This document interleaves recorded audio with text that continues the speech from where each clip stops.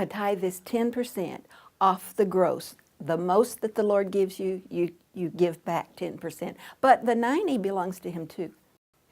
As a child, I was taught to tithe. We didn't have Awana and upward. We had RAs and GAs, Royal Ambassadors for boys, grades 1 through 6, and Girls in Action for girls, grades 1 through 6.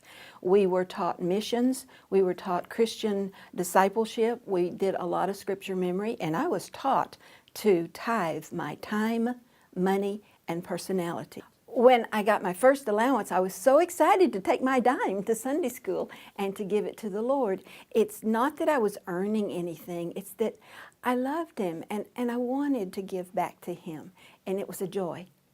When we were pastoring in San Antonio, Texas, it was a time of prosperity. The Lord was blessing our fellowship, our church. It was growing. And so my preacher husband said, I think we need to increase our tithe. So we started 10, 10.5%, 11, 11.5%, 12, 12.5%. It was in increments. It was over a period of time. And we didn't feel the pinch. It was great. All of that was gravy. All of that was just joy in being able to give to Him and to watch Him stretch the 90%. I had 5 children at home, and so money needed to be managed. So that was a good time, and I remember I don't know another word, the joy of increasing our tithe. I spent 32 years as the wife of a Southern Baptist pastor. 10 of those years were on the home mission field, 4 in Michigan and 6 in Pennsylvania. And those were the poverty years because we had a big family and a small growing church, but a little tiny salary. And I know what it's like to put my hands on the refrigerator and say, God, what are you going to serve? What are you going to feed your family tonight? Because there wasn't much in the refrigerator.